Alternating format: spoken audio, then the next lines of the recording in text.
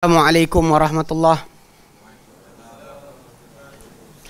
Bismillahirrahmanirrahim. Alhamdulillahirabbil alamin. Nahmaduhu wa nasta'inuhu wa nastaghfiruh. Wa na'udzu billahi min shururi anfusina wa min sayyiati a'malina. May yahdihillahu fala mudhillalah wa may yudlilhu fala hadiyalah. Ashhadu an la ilaha illallah wahdahu la syarikalah. Wa ashhadu anna Muhammadan abduhu wa rasuluh. Allahumma salli ala Muhammad wa ala ali Muhammad kama sallaita ala Ibrahim wa ala ali Ibrahim wa barik ala Muhammad wa ala ali Muhammad kama barakta ala Ibrahim wa ala ali Ibrahim fil alamin innaka Hamidum Majid. Rabbi shrah li sadri wa yassir li amri wahlul 'uqdatam min lisani yafqahu qawli, amma ba'd. Alhamdulillah, kita bersyukur kepada Allah Subhanahu Wa Taala kerana dapat kita berkumpul lagi. InsyaAllah malam ini menyambung kelas pengajian kita berkenaan dengan fusul fi usul tafsir, yang mana kita sampai ke terakhir itu kita bincangkan berkenaan dengan asbabul ikhtilafi fi tafsir. Ini tafsir salaf, sebab-sebab punca, sebab-sebab atau punca-punca percanggahan dan tafsir salaf. So kita kata kerana benda sebut dia kembali pada dua perkara. Pertama kepada kefahaman mufassir itu sendiri. Yang kedua adalah berkenaan dengan kalimah dalam bahasa Arab yang datang tadi dalam Quran Karim mempunyai berbagai maksud atau kepelbagaian difahami, kepelbagaian lebih dari satu makna. Yang kita dah ambil sampai dua. Tajuk pertama itu kita ambil adalah berkenaan dengan kalimah berkenaan mushtarak, dikongsikan dalam bahasa Arab, penggunaannya itu dengan bertentangan. Maksud bertentangan, kadang-kadang bertentangan yang boleh kita pakai, kemudian ada bertentangan yang tak boleh kita gabungkan sekali, dan kemudian berlainan maksud atau berbagai. Macam atik kan, ada kata atik tu usang, ada kata atik tu bebas daripada penguasa-penguasa yang zalim. Yang kemudian kedua yang kita ambil pada minggu yang lepas itu berkenaan dengan percanggahan ni berkenaan dengan dhamir yang menafsirkan, yang ditafsirkan. Dhamir mufassar, mufassar dhamir dia berbeza. Jadi kita kata pertama sekali, sebab bentuk pertama adalah dhamir ni, itu adalah dhamir yang boleh balik pada dua, salah satu pada lebih daripada satu balikan. Contoh kita ambil surah Insyiqaq ayat yang ke-6. Allah Ta'ala nyatakan, ya ayyuhal insan innaka kadihun ila rabbika qadham famulaqih. Wahai manusia, kalian berletih penat pada Tuhan kalian satu berletih penat, dan kalian akan bertemu dengan nya. Nya tu sama ada Allah, nya tu sama ataupun letih penat yang kamu kerjakan. Kemudian yang kedua adalah dalam ayat tersebut ada dhamir, dan setiap satu ada dua dhamir, dan setiap satu dhamir tadi kembali kepada rujukan yang tak balik pada satu lagi. Dan kita lihat dalam ayat surah Fatir ayat ke-10, ilaihi yarji'ul kalimut thayyibu wal amalus salihu yarfa'uhu. Kepadanya Allah Ta'ala naik al-kalimut thayyib, dan juga amal soleh yarfa'uhu. Mana yarfa'uhu tu dalam tu ada dua dhamir, satu dhamir fa'il, satu dhamir maf'ul. So dhamir tadi akan balik pada berbeza. Dia kata, jadi kat situ ada beberapa pendapat. Pendapat pertama, dhamir yang zahir itu ha tu, hu tu kan, pahala mahal nasab maf'ul, kembali kepada kalimat thayyib, dan makna dia adalah amal soleh akan mengangkat kalimat thayyib. Yang kedua adalah dhamir mustatir, yang fa'il tu, mengangkatnya tu kembali kepada Allah, dia mengangkatnya, amal soleh diangkat oleh Allah Ta'ala. Yang ketiga, yang kata yang ketiga dia kembali kepada berkembang kalian, juga kalimat thayyib tu mengangkat amal soleh. Wal amalus salihu kan, kalimat thayyib tu mengangkat amal soleh. Sebab kita sebut tu la ilaha illallah, kalau tak ada amal soleh yang lain pun tak guna. Baik, so kita alhamdulillah sampai situ last kali kita bincangkan. So malam ni kita sambung lagi, melihat kepada punca atau sebab kerana macam mana boleh ada banyak maksud pada satu ayat atau satu kalimah. Baik, yang ketiga an yakuna fil jumlati hadfun.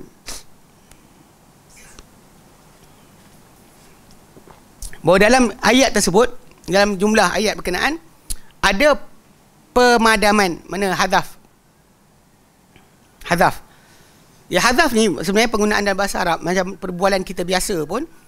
Macam bila kita kata hal ra'aitahu, Naam, kita kata naam saja tu maksud dia naam ra'aituhu. Maksudnya kita kadang-kadang kita tak cakap semua. Dalam bahasa Arab macam ahlan wa sahlan. Penggunaan ahlan wa sahlan tu sebenarnya ada hazaf dekat situ.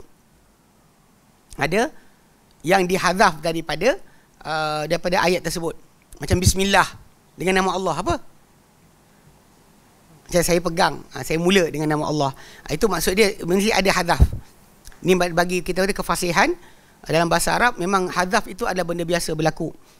Dan dia tidak merumitkan bagi orang Arab, benda itu adalah biasa. Adalah biasa, ya. Dihilangkan kadang-kadang huruf, kadang-kadang baris. Kadang-kadang perkataan, kadang-kadang kalimah, jumlah akan dihazaf. Macam bila kita ahlan wa sahlan tu, mana maksud dia lah ahal tulaka ahlan wasahal tulaka sahlan. So dia ada kalimah tersebut yang dihilangkan daripada ayat. Macam kita kata tayyib kan, bila orang kata macam ni tayyib, baiklah kan, setuju. Mana kita ada benda kita sorok daripada bukan kita sengaja sorok, tapi cara jawapan macam tu. Macam kita kata ma ismuhu, siapa nama dia ni? Lepas tu dia kata Ahmad. Mana ismuhu Ahmad? Ismuhu Ahmad, nama dia Ahmad, itu ayat penuh dia. Kalau kita jawab Ahmad saja pun betul, kita jawab ismu Ahmad pun betul. Ini kaedah biasa. Ini adalah cara orang Arab bertutur, dan tidak ada masalah pada perkara tersebut. Dan bila hazaf ni pula, ada kadang-kadang hazaf ni yang boleh merubah makna, terutama apabila hazaf tersebut huruf jar. Huruf jar yang dihazaf yang memberikan perbezaan makna. Okay, contoh dekat sini dia kata wa yuhtamalu fi taqdirihi aktsara min makna.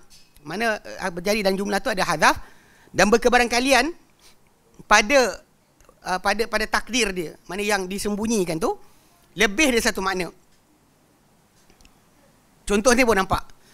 Maka fayadhkuru kullu wahidin, maka akan menyebut setiap seorang itu di kalangan ahli tafsir tu ahadal ma'anil muhtamalah, salah satu makna yang berkebaran kalian dimaksudkan di situ. Okey. Misaluhu, firman contoh dia qauluhu ta'ala, firman ta'ala wa targhabuna an tankihuhunna. Dan kalian targhabu ni raghiba yarghabu, saya pernah sebut itu kan, kalimah bahasa Arab yang boleh datang satu kalimah dua makna, tapi perbezaan makna dia akan bertukar ikut pada huruf jar. Huruf jar yang kita guna.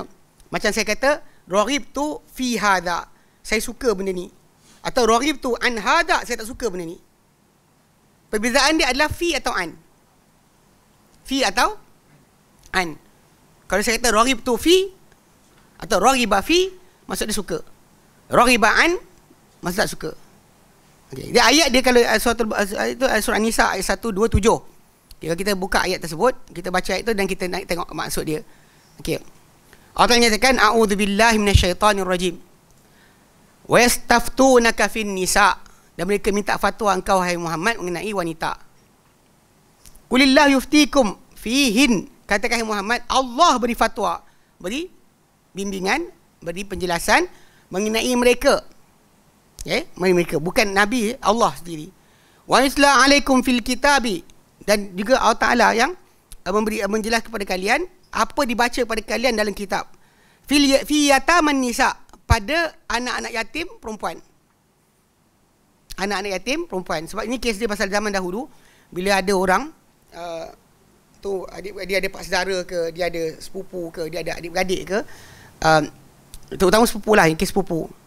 Manakala dia kata dia ni sepupu dengan perempuan tersebut, bapa perempuan tu mati, bapa perempuan tu dengan bapa dia adik-beradik. So dia dah jadi wali, dia jadi waris. Dia wali perempuan tu, dia waris perempuan tu. Kalau nak nikah, dia kena nikahkan. Sebab dia anak-anak pak saudara perempuan tu berkenaan. Bapa dia mati, bapa perempuan tu mati. So hubungan dia dengan perempuan tu berkenaan adalah sepupu. Dalam masa yang sama, dia wali, dia waris. Faham? Kalau anda kata pak saudara ada, dia wali dan dia waris juga. Cuma yang ini tak boleh kahwin. Pak saudara dengan anak saudara tak boleh kahwin. Tapi sepupu, anak pak saudara dengan sepupu dia boleh kahwin. Ni kena faham kedudukan tu. Okey. Dia kata fi latama allati la tu'tunahunna ma kutiba lahun. yang kalian tidak berikan mereka apa ditetapkan untuk mereka. Kamu tak bagi hak mereka, hak mereka daripada harta, hak mereka daripada segi masalah pewarisan.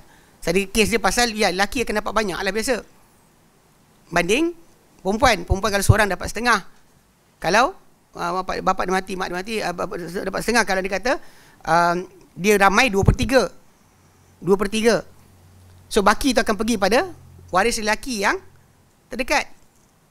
Kalau tak ada tak ada adik-beradik, bapa tak ada, anak tak ada, dia akan pergi pada bapa saudara.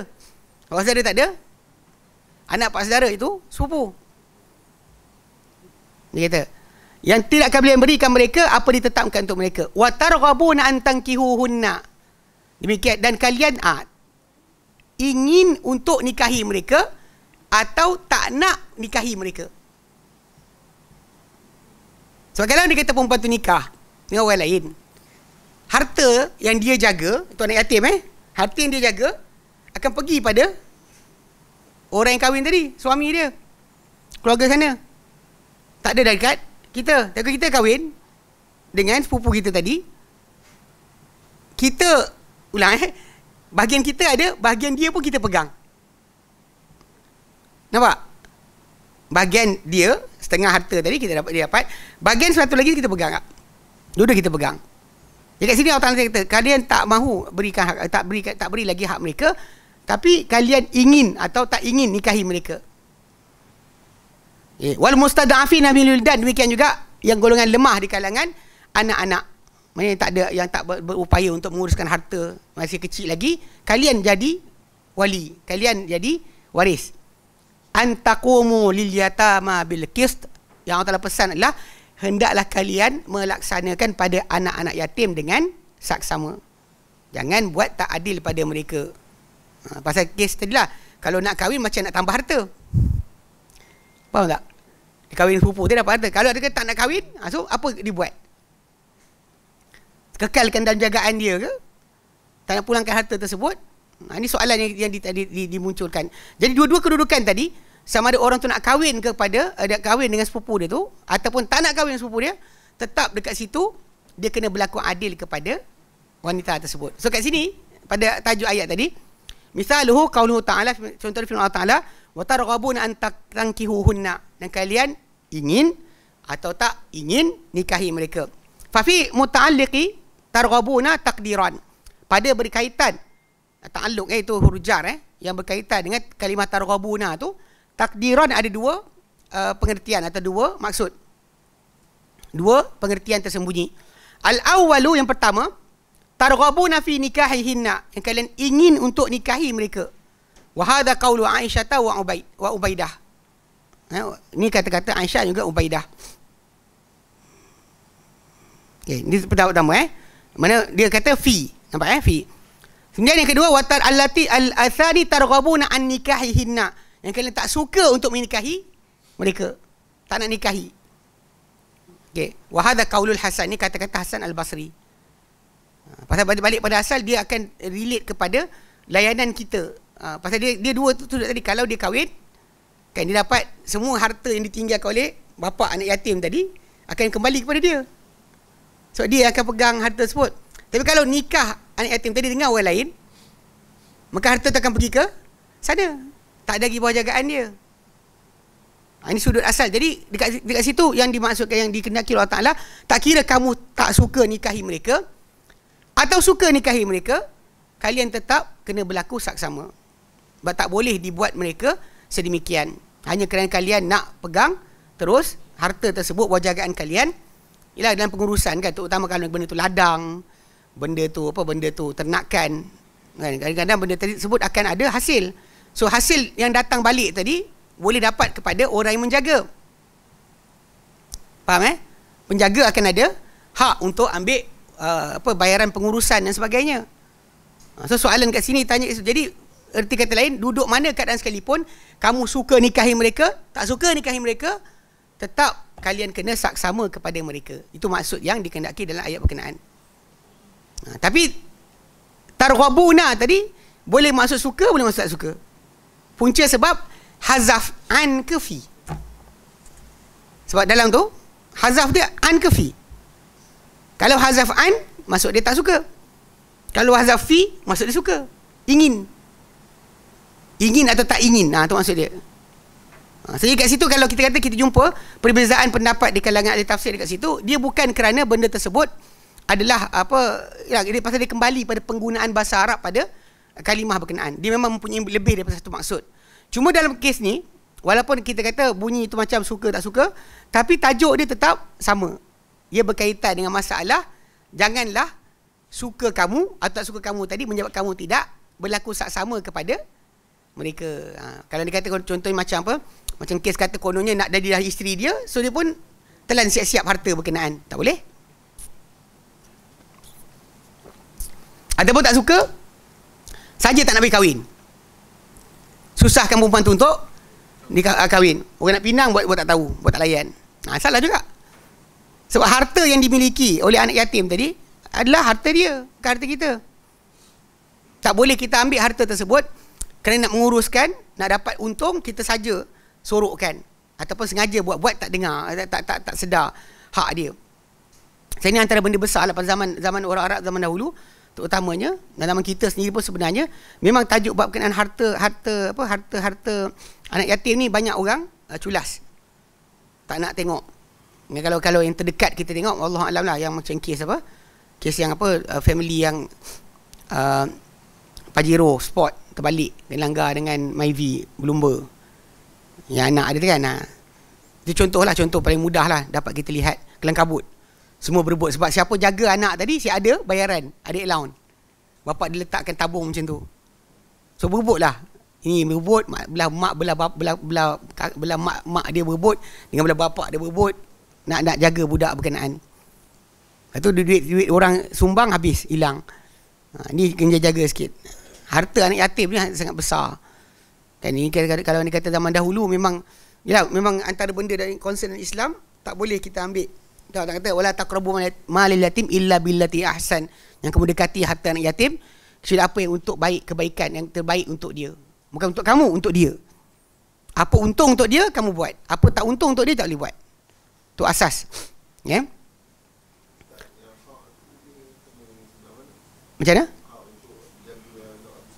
Dia sebenarnya kalau ikutkan demi kafalah yatim ni, dari segi masalah yang paling layak membela budak tersebut adalah adik-beradik mak.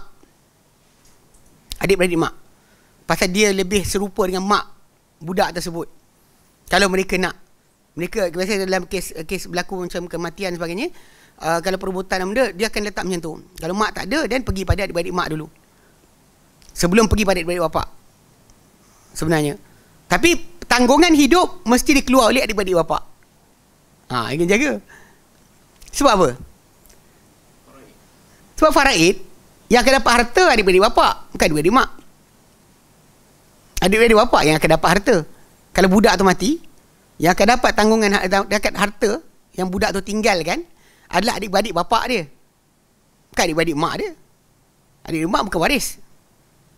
Tapi dalam penjagaan bela, diorang lebih penyayang berbanding belah bapak sebenarnya. Tapi bab berkenaan dengan duit, tanggungan, memang keluarga belah bapak yang kena keluarkan. Sebab ini adalah diorang waris. Sebab tu jadi waris bukan buta-buta jadi waris je. Sebab saya ada dengar cerita lah seorang. Sorry, sakit sikit mata, kena sinus. Tengah-tengah ni tengah pedih. Okey. Jadi kalau dia kata, kalau kita lihat, ada sekali tu lah satu kes. Makcik ni, dia ada anak perempuan seorang. Anak perempuan seorang je dia ada. Adik-beradik lelaki dia ada. Dia ni, ketika lepas suami dia meninggal, dia jagalah mak bapak dia, bela, kan tolong tengokkan mak bapak dia. Jadi adik-beradik lelaki dia tak kisah pun berkenaan mak dia punya bapak dia punya, mak bapak dia punya masalah. Dia pula kalau nak pergi mana-mana tak boleh. Kak, maksud tinggalkan mak abah ni, siapa jaga ni? Cakap tu. Padahal bukan tanggungjawab dia pun. Sebenarnya jaga mak dengan bapak dia. Anak adik-beradik lelaki tadi kena uruskan. Tak apalah. Lepas tu siap sekali tu, adik-beradik lelaki dia ada kata, "Akak ingat sebenarnya kalau akak mati, harta apa akak bagi kat kami tau." Gitu. Memang betul lah. Betul lah harta dia bagi. Pasal anak perempuan dia seorang, separuh je dapat kat anak perempuan tadi, baki akan pergi kat adik-beradik dia. Tapi dia cerita, dia cakap itu, kami yang dengar cerita ni, kami nasihatkan makcik tu, tukarkan semua harta nama anak perempuan dia. Bongok kan, geram. Jahat kan. Harta ambil, tapi tak ni. Maka lagi jahat adalah dia konon swap rumah dia punya dekat Masjid Tanjung Karang belakang tu. Rumah tu dia punya. Dia tukar dengan bapak dia. Konon bapak dia kata mudah nak pergi masjid, tinggal situlah. So bapak dia bagilah rumah bapak dia kepada dia. Sekali bila bapak dia, mak dia meninggal, dia ambil balik rumah tu. Rumah yang tu hilang dah. Tak tahu ke mana. Dia kata jangan masuk keluarga saya, kena pijak ni. Mujurkan orang. Tapi serius. Kan, melampau-lampau. Dia lupa sebenarnya. Bab sini, bab harta ni pegang satu benda. Kita terlepas, rugi, tak dapat untung, ditipu, tak ada hal. Let go. Jangan salah makan yang haram. Silap keputusan, terlepas hak kita, tak ada hal. Allah ganti lain. Tapi kalau kita silap dan kita makan harta secara batil, ini adalah masalah. Jangan sekali-kali. Biarlah lepas, tak apa. Kita ada rezeki lain, Allah Ta'ala akan bagi pada kita. Semua orang ada rezeki masing-masing. Tuan-tuan pening kepala macam, terlepas duit aku, terlepas duit ni. Tak payah. Yang itu terlepas, silap, terlepas dan kita dapat gantian balik. Kalau orang tipu kita pun kita jumpa balik akhirat nanti. Mana ada benda yang tak lepas? Mana ada benda yang akan terlepas di sisi Allah Subhanahu Wa Taala? Hatta kalau orang tu tipu saudara dia, kayu sugi Allah Ta'ala akan tuntut balik hari kiamat nanti. Apa lagi yang lain? Jadi kalau macam tu, kita yang mukmin, yang beriman tentang akhirat, kita sebenarnya tak ada concern sangat bab kena tipu ni. Jumpa nanti. Confirm jumpa nanti. Orang tu serban besar ke, ada selempang ke, ustaz sunnah ke tak sunnah, jumpa balik. Serius. Dia tak akan lepas.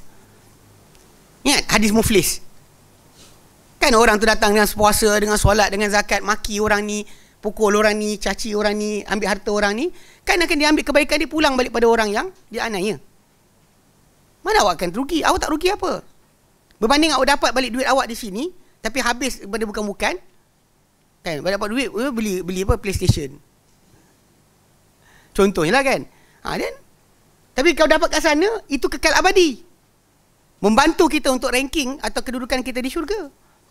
Sini kau dapat balik, tak untung apa sangat. Habis-habis seronok 3-4 hari je. Macam apa? Duit SP dapat tu kan? Habis dah kan?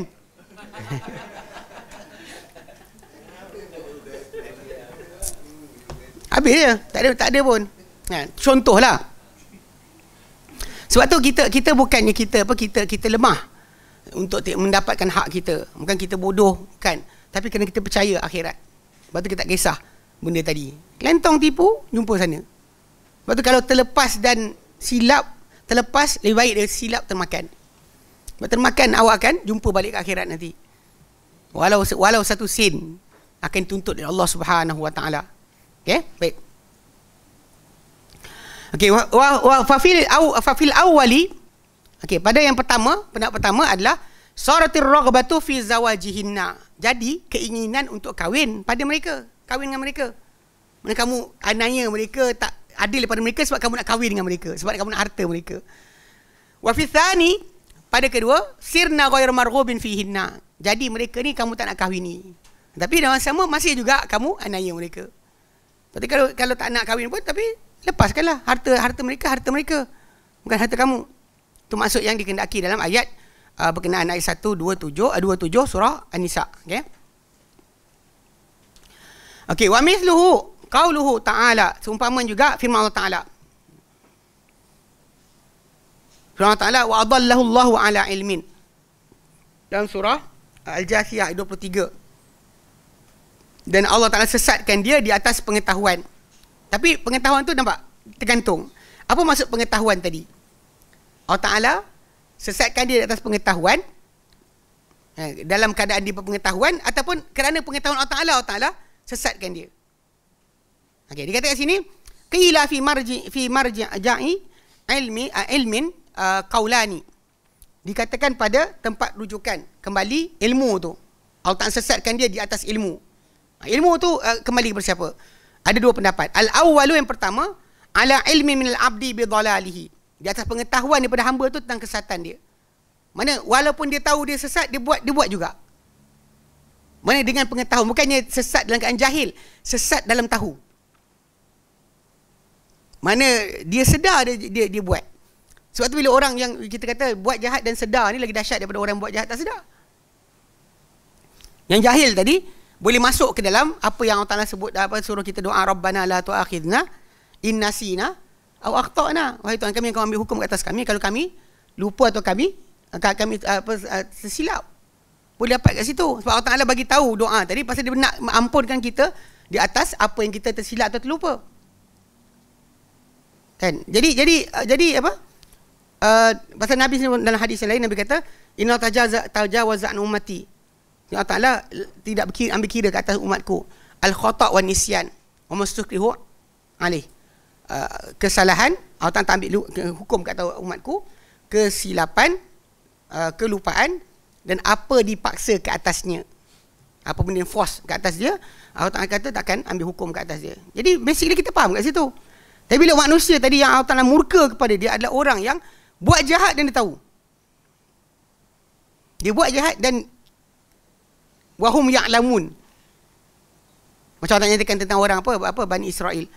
Bila Allah Ta'ala suruh kita jangan rasa macam nak sangat diorang ni beriman, jangan rasa macam kenapa dia tak nak beriman. Allah nyatakan ayat 75 surah Al-Baqarah. Allah Ta'ala sebut, afatatma'una an yu'minu lakum, ada kalian rasa tamak untuk mereka beriman pada kalian. Wa qad kana fariqum minhum yasma'una kalam Allah, sedangkan sekumpulan kalam mereka telah pun mendengar kalam Allah. Thumma yuharrifunahu, kemudian mereka alihkan, mereka simpangkan akan kalam Allah tadi yang mereka dengar. Wahum imba' lima aqul, setelah mereka faham. Wahum ya'lamun, dan kadang mereka mengetahui. Dan kadang mereka mengetahui, mereka buat apa yang mereka buat. Bukan tak tahu mereka buat, tak tahu mereka buat. Jadi pendapat pertama kata, Muqatil bin Hayyan kata, ala ilmin minal ibadi bidhalalihi, di atas pengetahuan daripada hamba itu tentang kesesatan dirinya. Dia tahu dia sesat, tapi dia buat juga. Dia tahu dia salah, tapi dia buat juga. Ni kedegilan yang ada pada manusia. Okay. Al-thani, yang kedua, ala ilmi minallah bidhalalihi. Kenapa Allah sesatkan dia? Di atas pengetahuan daripada Allah Ta'ala tentang kesesatannya. Allah Ta'ala tahu dia akan sesat, maka Allah Ta'ala sesatkan dia. Sebab kita tahu bahawa penghujung apa terjadi manusia ni Allah Ta'ala yang mengetahui. Mana kalau Allah Ta'ala tahu, kalau Allah tahu pada dia ada kebaikan, pasti Allah Ta'ala dengarkan je. Dalam ayat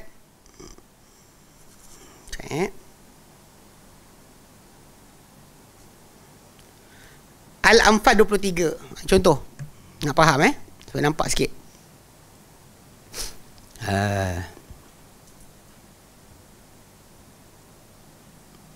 Al-Anfal 23.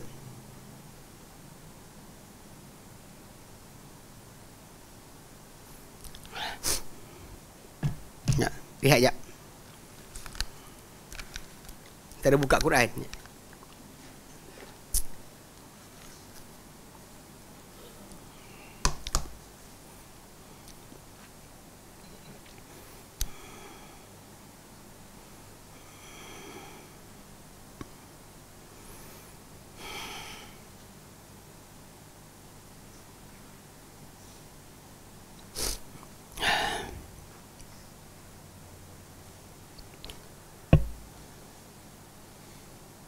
Al-Anfal 23 sekejap.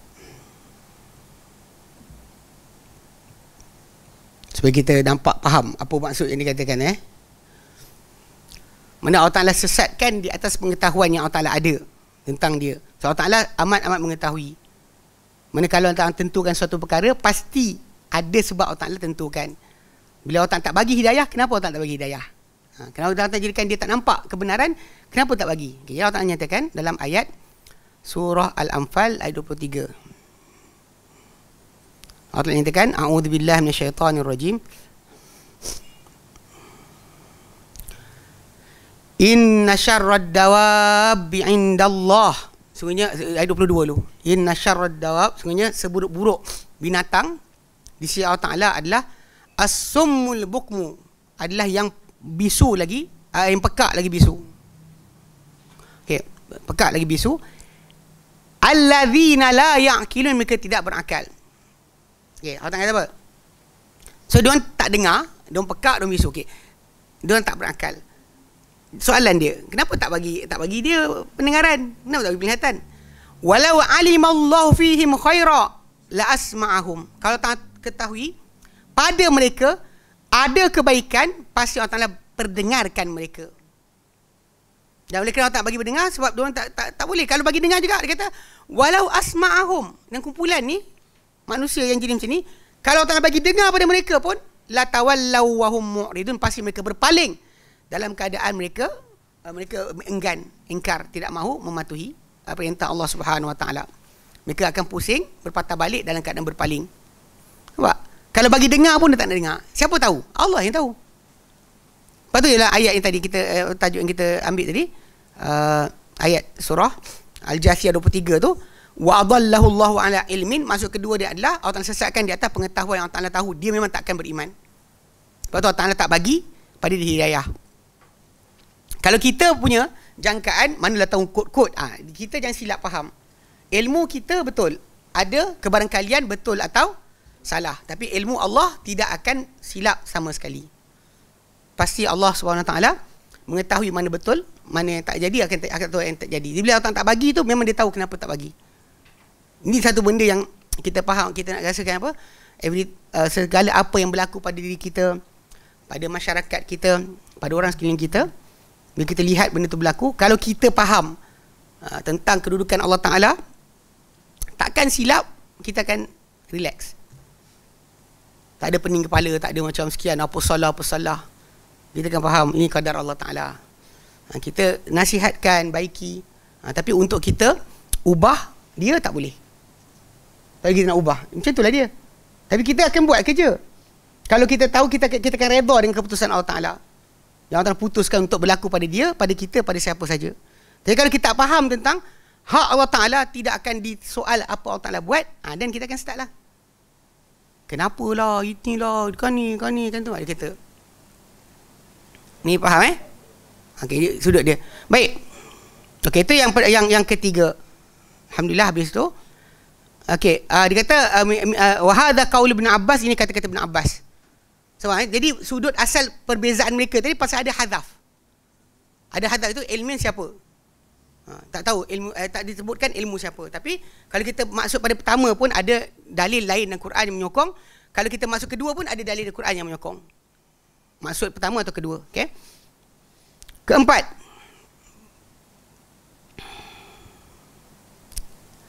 Antahtamilal lafzatu aktsara min tasrifin fil lughati. Bahawa berkebarangkalian lafaz tu lebih dari satu tasrif dalam bahasa Arab. Dalam bahasa, dia boleh tasrif dengan lebih dari satu tasrif. Tasrif ni maksud dia macam ni. Dalam bahasa Arab kalau kita perhatikan, satu kalimah bertukar menjadi kalimah yang lain bagi tasrif. Perubahan kerana penggunaan kita nak. Contoh macam kalau kita kata apa? Saya makan akal tu. Dia makan akala. Perempuan tu makan akalat. Sentiasa akan bertukar-tukar. Itu kalau makan. Saya beri makan lain pula. Faham? Jadi kalimah ni bertukar daripada satu kalimah kepada kalimah berikutnya, itu panggil tasrif. So, dalam bahasa Arab sebenarnya kalau siapa belajar bahasa Arab, selain dia belajar hujung kalimah tu, baris atas ke, baris depan ke, baris bawah ke, itu panggil i'rab. Itu belajar. Tapi yang penting juga adalah tasrif. Yang banyak orang lari bila belajar tasrif. Bila kita belajar tasrif kan kena faham dia ada tasrif menegak, ada tasrif melintang. Tasrif melintang 10. Tasrif menegak kalau ikutkan satu tu macam fi'il madhi 14. Fi'il mudhari' 14. Lepas tu ism masdar ada 3. Lepas tu amar ada 6. Nahi ada 6. Dia akan macam tu. Dia tak boleh kita faham satu je. Memang ada kaedah ada sendiri yang kita kena hafal. Tasrif kena hafal. Walaupun kita kata ada yang sebahagian tu orang tak pakai, kan kita hafal je bentuk tersebut untuk penggunaan kita. Pasal dia akan cepat tangkap lah bila kita dengar orang cakap macam ni, kita faham dia cakap dengan siapa. Ini tasrif. So dan tasrif ni kadang-kadang macam kita tengok dan tasrif tadi, maksud akan berubah bila berubah huruf atau berubah perkataan. Ya, huruf kalimah yang asal tadi. Contoh macam ni. Kan kalau kita dengar hadis Nabi SAW, seorang lelaki jumpa Nabi. Dia kata, ya Rasulullah, inna rajula ya'ti yurida akhdha mali. Dia kata, ya Rasulullah, seorang lelaki tu datang nak ambil harta aku. Nabi kata, la tu'tihi malak. Yang kau berikan dia harta engkau. Yang bagi dia harta engkau. Dia kata, ya Rasulullah, in qatalani. Dengar saya sebut. In qatalani. Dia kata, Nabi kata, qatilhu. Lawan balik. Dia kata, ya Rasulullah, in qatalani. Tadi qatalani, ni in qatalani, kau dia bunuh aku. Nabi kata fa anta syahid, engkau syahid. Dia kata ya Rasulullah, in qatal tu kalau aku bunuh dia, fa huwa finnar, di dalam neraka. Ini hadis yang datang berkenaan dengan kita digesa supaya tidak menyerah kalah dalam masalah hak harta benda kita. Walaupun kita tahu dia ajar kita dalam sistem biasa, bila orang datang minta harta, kita kata apa? Ambil lah, nyawa lagi mahal kan. Ini lelaki ni Nabi kata, jangan bagi dia harta engkau. Ambil suruh lawan. Dan sebenarnya kalau dia kata semua manusia bersifat dengan melawan, orang nak mencuri harta pun fikir 10 kali. Nak, lawan kan, kan? Dia akan rasa. Tapi bila semua orang tidak menjaga kehormatan diri sendiri, tak menjaga kehormatan harta dia, orang yang mencuri tadi akan beranilah, makin beranilah. Dia akan takut bila orang semua berani. Jadi dalam hadis Nabi tadi mengajarkan kita untuk berani dalam berhadapan dengan para perampas dan sebagainya, para perompak. Walaupun ulang balik memang betul kalau diajar dalam ajaran moral masyarakat sebagainya, polis pun akan ajar kita serahkan harta, biarkan. Harta lagi nyawa lagi mahal. Tapi macam lelaki tadilah Nabi kata jauh balik. Dia tak ada dalam Islam ni macam Kristianiti kan, lempang kanan bagi kiri, tak ada. Dia pertahankan hak. Maka orang mati mempertahankan nyawa dia, harta dia, maruah dia, dia mati syahid. Dia mati syahid. Ini benda yang kita panggil satu bentuk dalam Islam ni yang tak pernah kata panggil penganiayaan tu diiyakan. Tak ada. Tak pernah diajar macam tu. Disuruh kita pertahankan. Okey, kemudian jadi dalam kat sini lafaz hadis tadi kalau kita perhatikan, Nabi kata bila kita kata in qatalani. In qatalani panjang qatala. Lepas tu kedua dia kata in qatalani. Dia qatala dengan qatala, beza dia adalah qatala serang. Serang. Cuba bunuh. Nabi kata qatilhu, lawan dia balik. Nabi kata lawan balik. Tapi kata ya Rasulullah in qatalani, pendek, tak ada fa'ala. Maka Nabi kata fa anta syahid, kau syahid. Maksudnya kau dibunuh aku. Tadi kata kau diserang aku. So kalimah qatala tadi boleh jadi maksud serang, boleh jadi maksud bunuh, tapi berdasar pada baris tadi atau huruf tadi. So dalam bahasa Arab sebenarnya macam tu. Kalau dia kata ada panjang, ada pendek, ada bukan maksud yang sama. Bukan maksud yang sama. Maksud dia akan berubah mengikut pada keadaan kalimah tadi. So memang dalam tasrif ni dia adalah perubahan kalimah yang satu kepada misal berbagai kerana penggunaan yang kita nak guna. Okey, jadi dalam bahasa Arab macam tu. Jadi dalam tasrif ni kadang-kadang ada yang kita akan baca ni yang dia boleh baca atas atau bawah. Dia boleh baca baca dengan satu bentuk satu lagi. Jadi makna dia bertukar. Dia kata apa? Dia kata wa yahmilu kullu wahidin minal mufassirin, akan membawa setiap orang di kalangan ahli tafsir tu al-ayata, ayat tersebut ala ahadit tasrifat, di atas salah satu tasrifan yang ada.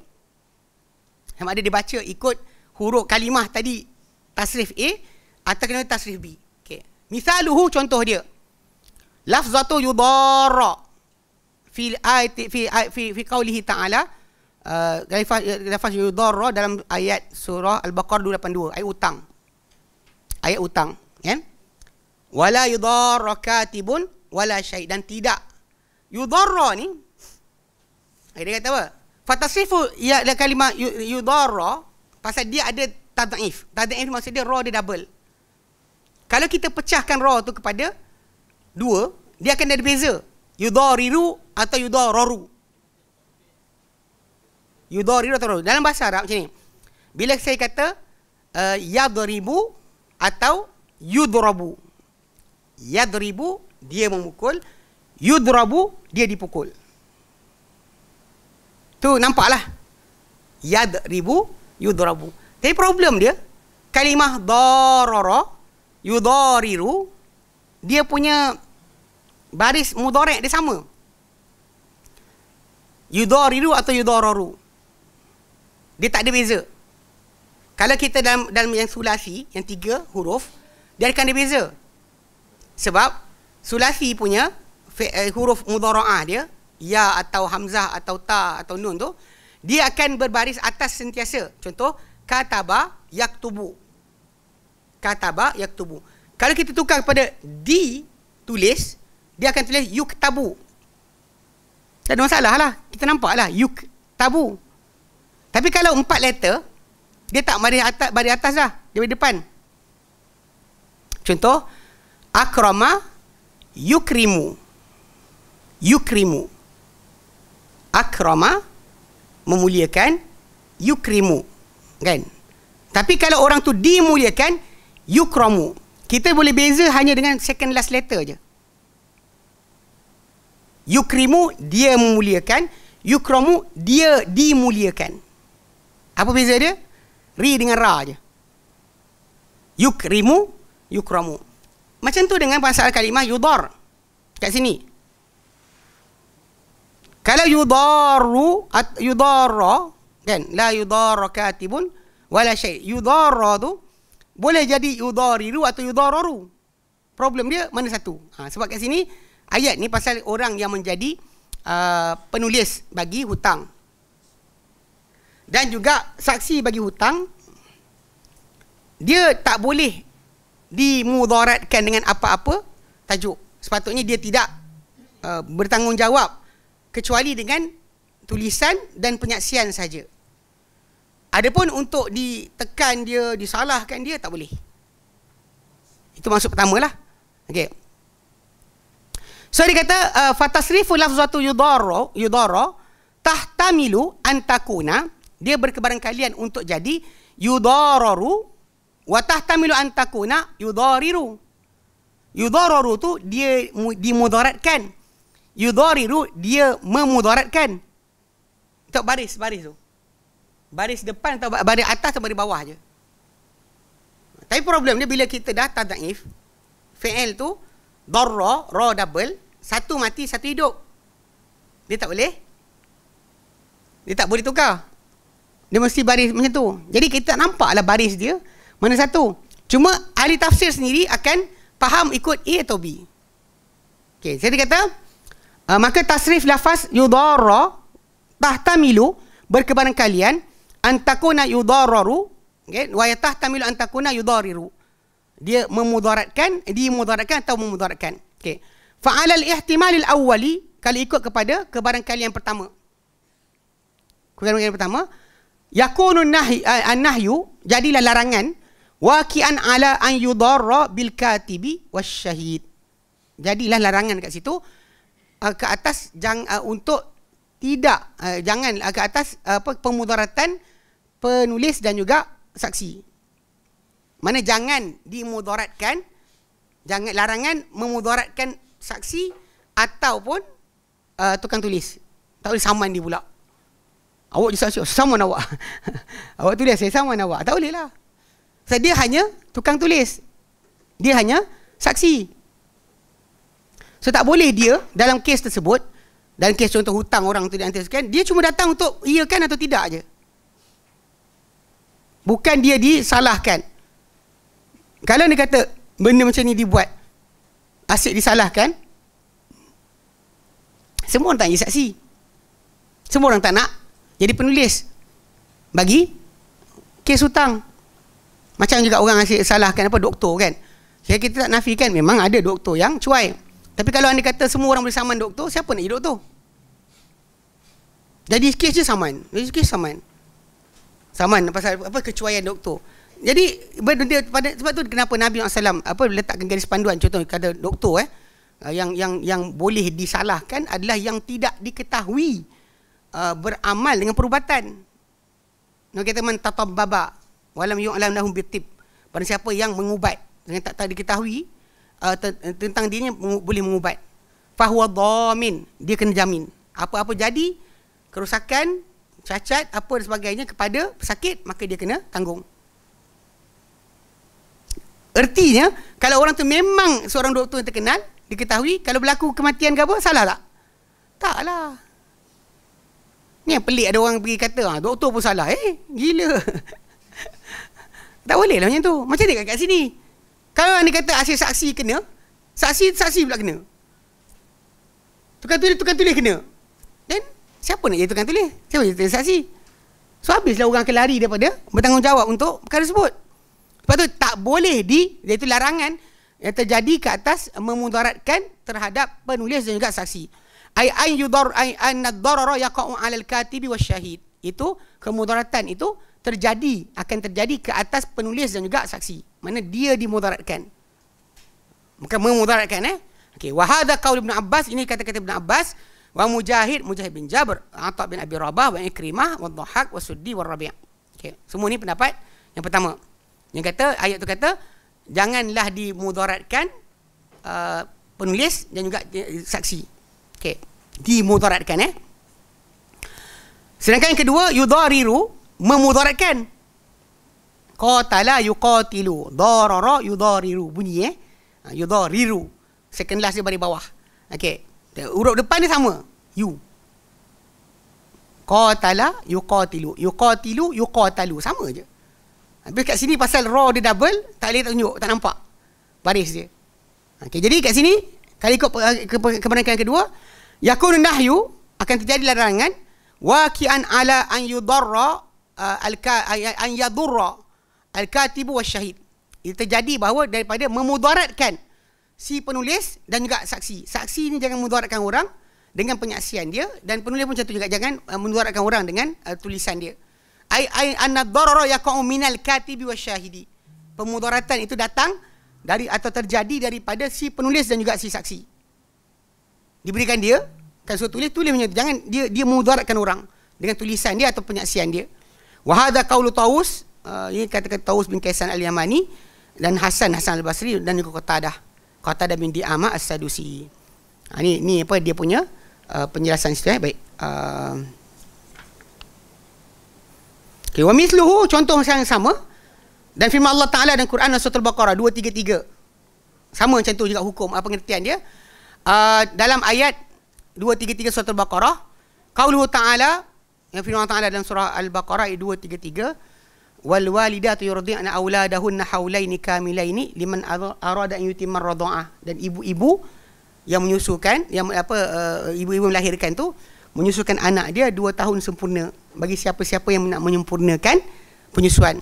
Allah Ta'ala kata wa 'alal mauludi lahu rizquhunna wa kiswatuhunna bil ma'ruf, dan ke atas yang dilahirkan untuknya anak kena bagi rezeki wanita tadi dan pakaian dia dengan baik, selama mana dijaga dia menyusukan anak tersebut lah.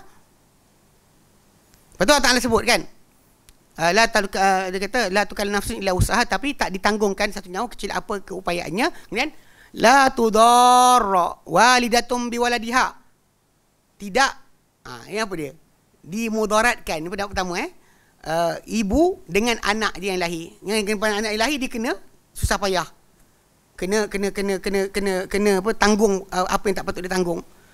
Wala mauludul lahu, dan tidak juga orang dilahirkan untuknya anak biwaladihi, dengan anaknya.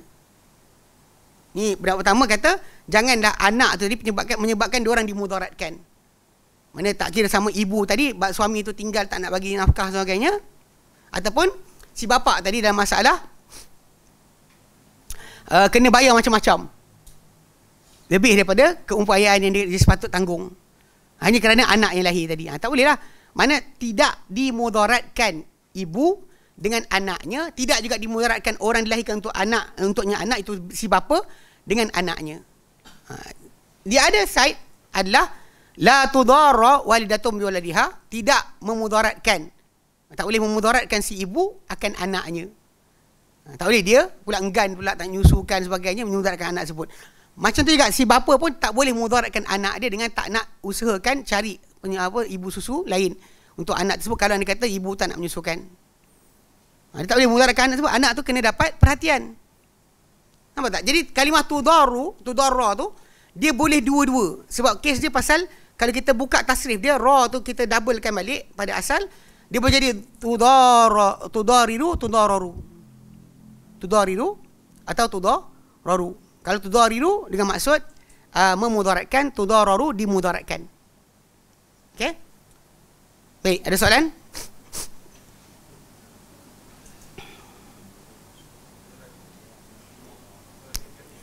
Tak, kejap.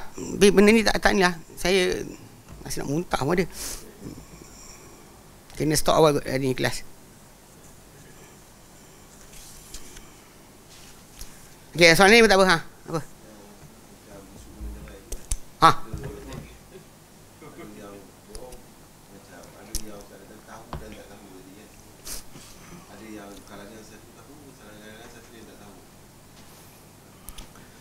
Kalau yang ustaz mustahil tak tahu. Dia problem macam ni, masalah gunung jerai ni kan, atau gunung mana pula tak kisah. Upacara menziarahi kubur dengan tertib-tertib tertentu adalah bid'ah yang mungkar. Menentukan cara menziarahi kubur tersebut.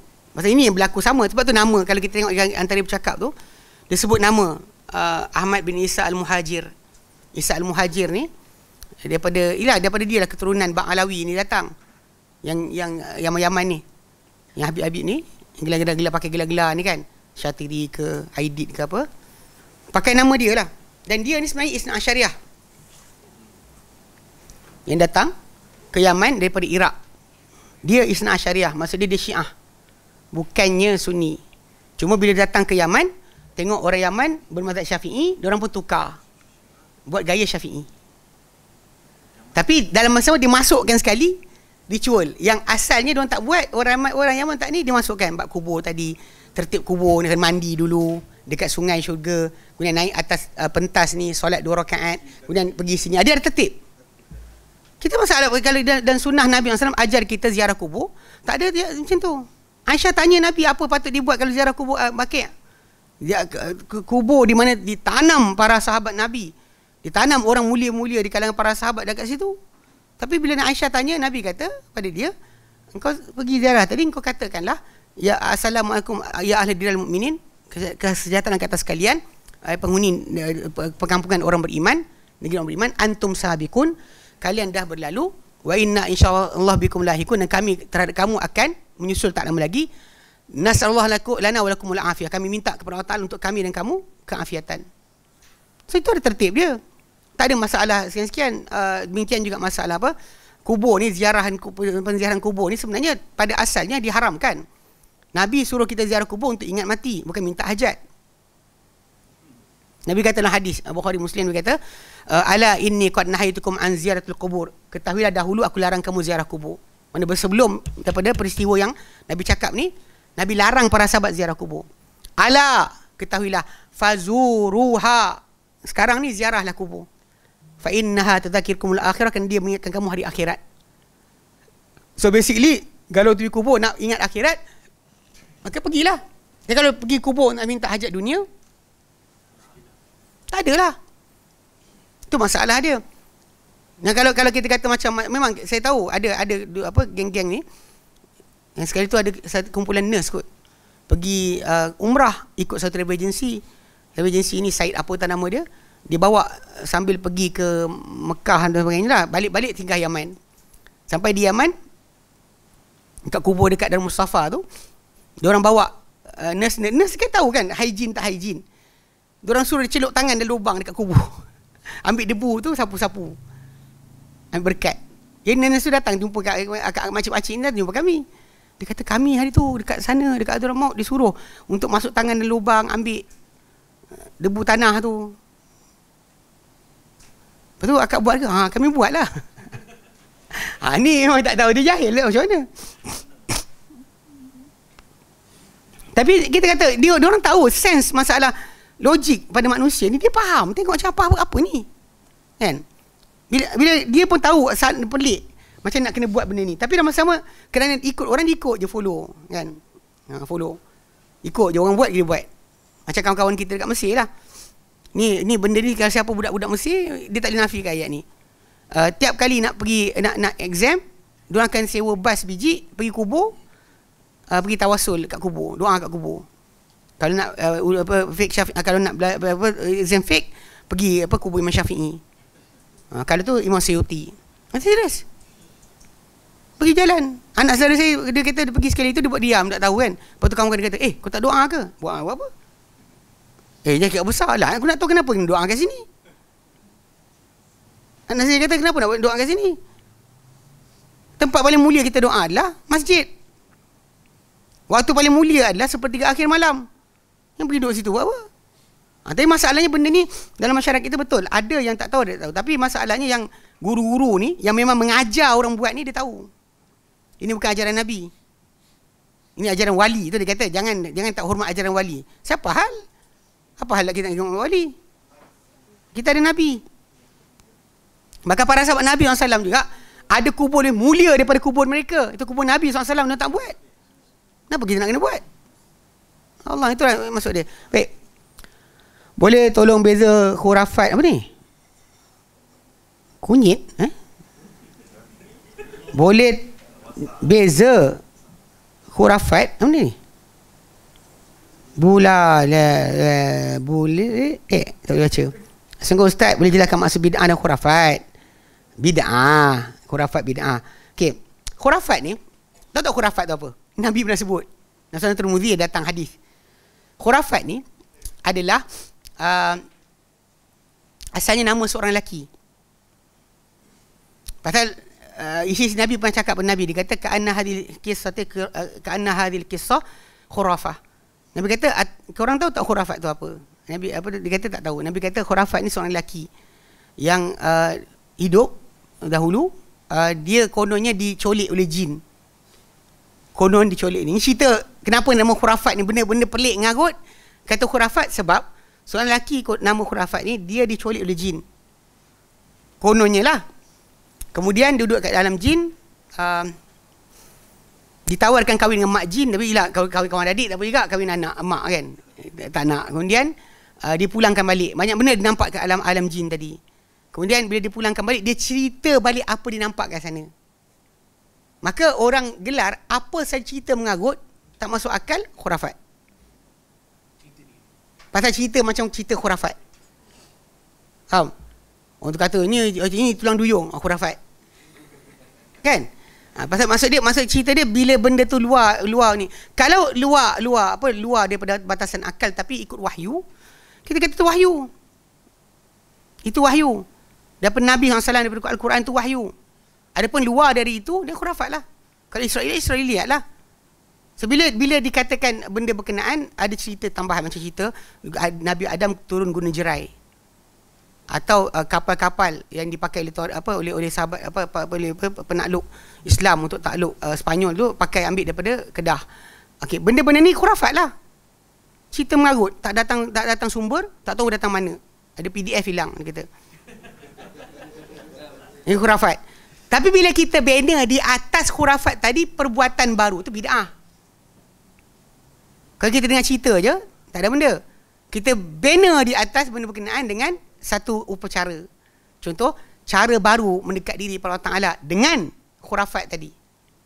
Bid'ah lah. Kalau tidak bid'ah, khurafat tu tinggal khurafat. Bid'ah ni adalah bila kita adakan satu benda, tiru cara syariat. Contoh macam zikir, atau solat, atau puasa, atau sekian. Yang kita reka cara baru. Gaya baru yang menyerupai syariat untuk dekat diri kepada Allah SWT. Itu bid'ah. Itu bid'ah. Macam kes dia orang kat sana kan, asal tajuk kata sungai syurga.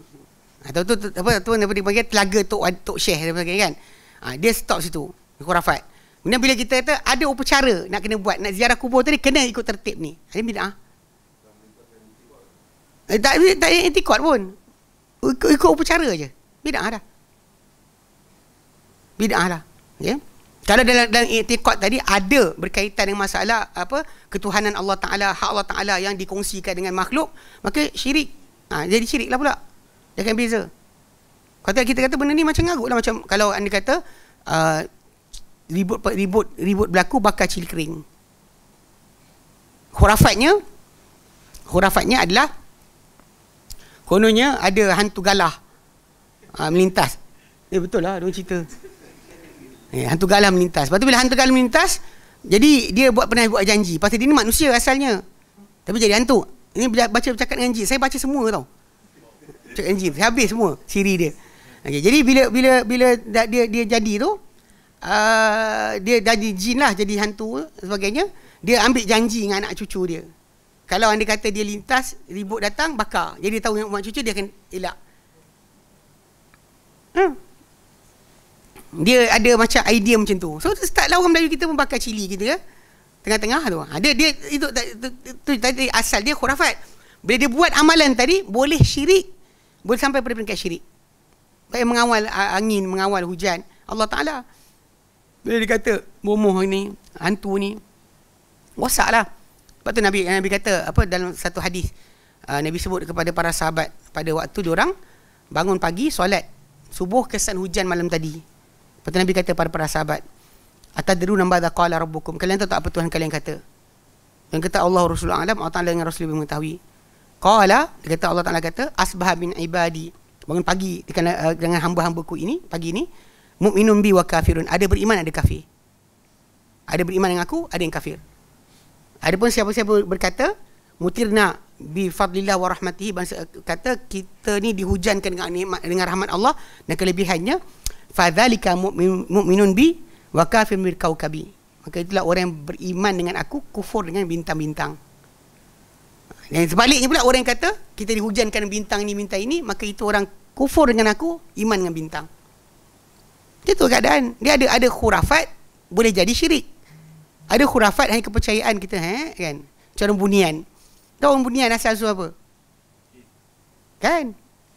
Orang bunian dia bukan orang, dia kata jin. Kenapa dia kata macam tu? Sebab dalam ajaran geng-geng sufi, dia kata orang bunian ni asal manusia.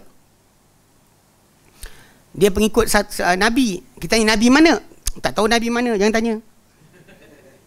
Jadi satu hari diorang jemput Nabi itu dan para pendamping Nabi itu, sahabat Nabi itu datang kenduri.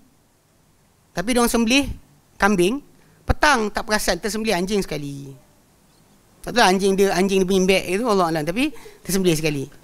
So dia udah makan. Lepas tu Nabi itu dan para sahabatnya telah makan anjing ketika mana makan kenduri kampung tersebut. Diorang dapat tahu, diorang pun rasa malu. Diorang minta pada Nabi tersebut doakan supaya mereka gaib daripada pandangan manusia. Dan gaib yang mereka dan pandangan manusia sejak hari berkenaan. Muncul dekat Malaysia. Itu cerita dia. Tak tahu cerita ni. Ini cerita ni, kalau geng-geng sufi cerita je ni lah. Bunian tu manusia, dia kata. Asalnya manusia yang ni, tapi tersilap bagi makan anjing pada salah satu Nabi. Nabi mana? Tak tahu Nabi mana. Kalau Nabi Muhammad masalah lah, kena jumpa hadis lah pula. Didoakan jadi hilang. Jadi hilang lah diorang. Dia muncul kat Malaysia. Atau Nabi Melayu kot Allah Alam. Tapi cerita dia gitu. Faham? So jadi atas itu kekhurafat. Tapi nak bina jadi bid'ah atau syirik bila ada amalan dikaitkan dengan perkara berkenaan. Okey? Tak ada. Ustaz, apa ni, adakah kalau kita pergi ziarah kubur, ada ke sunnah untuk membaca ayat, membaca Al-Quran? Adakah membaca membaca Quran di kubur kan sebenarnya macam ni, disimpulkan. Ni kadang ada orang dia simpulkan dari kata-kata atau perbuatan macam permintaan Ibnu Umar ke siapa, dia minta supaya dibacakan khawatir penutup surah Al-Baqarah dan sebagainya atau ayat dari Quran ketika turunkan dalam kubur. Diriwayatkan sedemikian daripada mereka. Tapi bila dalil tu banyak ni. Tajuk dia ketika tanam. Tapi dikembangkan kepada hari lain datang pun pakcik tak apa. Faham tak? Ataupun macam diorang baca kisah tentang Nabi SAW doakan cucukkan dekat pokok pelepah tamar yang basah pada pokok pada kubur dan harap selagi mana daun ni basah, berzikir dengan Allah Ta'ala, diringankan siksaan orang dalam kubur. Dalil tu banyak ni. Diorang pakai untuk ni kaedah dia lah. Dalil tak ada kaitan pun. Tak ada kaitan untuk jadi upacara. Imam Ahmad bin Hanbal pun tak pernah kata suruh baca. Macam kes lah. Imam Ahmad bin Hanbal pernah kata berkenaan dengan semua pahala boleh sedekah kat orang. Bukan setakat pahala orang mati, orang hidup dia kita bagi. Tapi tak ada cara ataupun upacara untuk buat. Geng-geng ni tambah dengan upacara. Dengan cara dan gaya, dengan waktu, dengan sekian, dengan jumlah. Tajuk dia macam tu lah. Macam kes benda tadi memang diriwayatkan kepada daripada sebahagian para sahabat minta dibaca ketika turunkan jenazah dia ke dalam kubur. Tapi bukan bermaksud untuk jumpa, tak jumpa je baca. Ni baca mana ada. Faham? Macam diorang gunakan ni lah majlis qasidah lah apa Tuan Al-Badru Alaina tu. Mana Nabi datang pergi nasyid. Kisah tu kalau betul sekalipun sekali je. Sekali je. Bukan tiap kali jumpa Nabi je, hai Nabi keluar. Faham? Sallallahu ala Muhammad sallallahu alaihi wasallam. Nabi masuk rumah dia diam. Nabi keluar je, sallallahu ala, mana ada? You know, itu kena faham dalil tadi. Yang kau buat tiap hari ni pasal. Kalau kata sahih lah sekalipun, tak sahih pun. Kalau sahih sekalipun, kisah tu berlaku sekali tu. Bukan untuk main tiap hari jumpa je. Genap Mana? Faham tak? Itu masalah pendalilan tadi. Nak kata tak pandai kan marah. Tapi tak pandai lah. Sebab benda tu bukan Nabi buat macam kalaulah betul, katakanlah betul sekalipun. Tapi benda tu hari tu je jadi. Bukan tiap-tiap hari. Bukan dia orang ada tim. Mana kumpulan qasidah kita mana? Siapa itu yang tolak Al-Badru Alaina dekat Nabi balik perang tu? Engkau. Siap gendang. Nabi keluar kita gendang. Ni keluar aja gendang. Kan nampak bodoh kan? Tunggu Nabi. Tolong ala Muhammad. Mana ada? Tu fahamkan dalil itu ada. Awak pakai kat mana? Benda ni masalah dia. Sebenarnya. Kalau kisah tu ada sahabat minta dibacakan ayat ketika turunkan jenazah dia. Tapi bukan suruh tiap-tiap hari jumpa je auzubillahi minasyaitonirrajim. Auzubillahi minasyaitonirrajim. Macam tu pun ada. Itu yang kena faham, dalil itu ada. Tapi bukan itu pakai dia.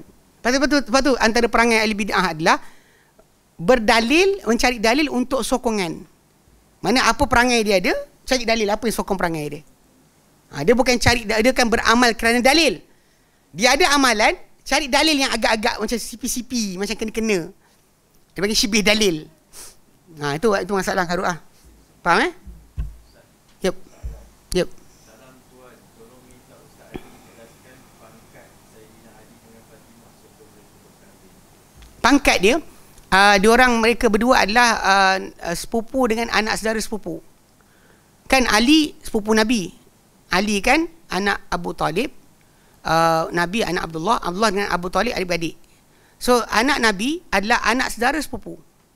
Sebab tu Ali bin Abi Talib bila Nabi wafat, kan? Tak. Bukan dua pupu. Anak saudara sepupu. Dua pupu ni bila atuk kita dengan atuk dia adik-beradik.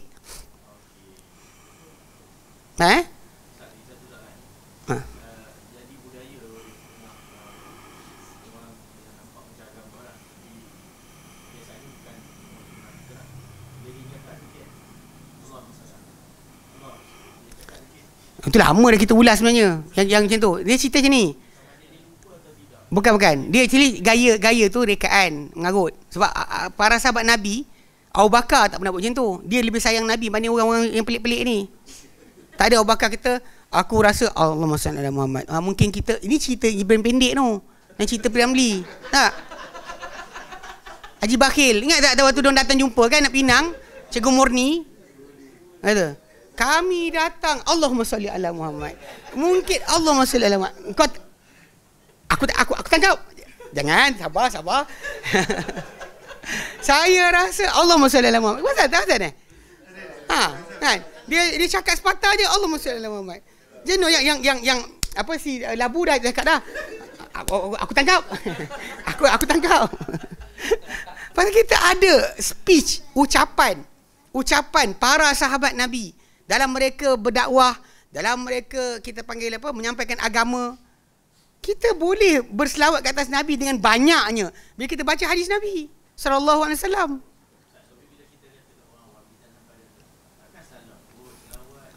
Itulah kita kata, macam dikatakan oleh Ibnu Umar. Ibnu Umar pernah kata pada seorang lelaki. Ibnu Umar ni dia perangai. Perangai dia, mana tempat Nabi pergi, Nabi duduk, dia duduk. Kenapa duduk sini? Nabi duduk kat sini. Satu hari, ada seorang lelaki bersin sebelah dia. Hacum. Lagi dia kata, hacum. Lepas tu dia kata, Alhamdulillah wassalatu wassalamu ala Rasulillah. Alhamdulillah, salam kata Rasulullah. Dia toleh dekat budak lelaki tu. Dia kata, aku pun kata Alhamdulillah salam kata Rasulullah. Tapi bukan macam ni Nabi ajar kami.